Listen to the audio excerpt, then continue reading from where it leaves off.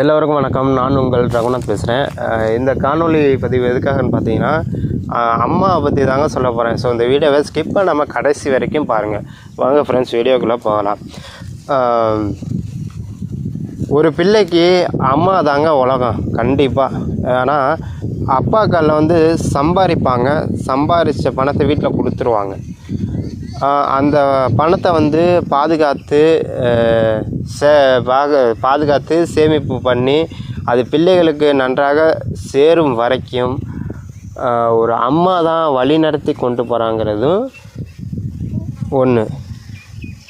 இன்னொன்று என்ன கேட்டிங்கன்னா, அந்த பிள்ளைங்களுக்கு பாசத்தையும் ஒரு பொறுப்பையும் ஒரு தனித்தன்மையும் உண்டாக்கக்கூடியவங்களும் அம்மா தான். அப்படிப்பட்ட அம்மாவை நம்ம என்ன பண்ணலாம்னா, கோவப்படக்கூடாது. அவங்க மேலே கோவப்படாமல்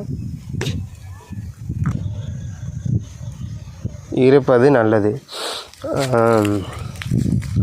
அவங்களுக்கு நம்ம செய்யக்கூடிய கடமை என்னன்னு பார்த்தீங்கன்னா, ஒரு வேளை சோத்துக்காக வேறு யார்கிட்டையும் கையேந்தி நிற்காமல் பார்த்துக்கிறது நம்மளோட கடமை. ஸோ அதனால் அம்மாக்களை நீங்கள் ரொம்பலாம் தாங்கிலாம் பார்க்கணுன்னு அவசியம் இல்லை. ஒரு வேளை சோத்துக்காக யார்கிட்டையும் கையேந்த விட்டுறாதீங்க. ஸோ இந்த வீடியோ முடிஞ்சது. வீடியோ பிடிச்சிருந்தால் லைக் பண்ணுங்கள், ஷேர் பண்ணுங்கள், மறக்காமல் என்னோடய சேனலை சப்ஸ்கிரைப் பண்ணுங்கள். அடுத்து ஒரு வீடியோவில் சந்திக்கிறேன். அதுவரை உங்களிடமிருந்து விடைபெறுவது உங்கள் ரகுநாத்.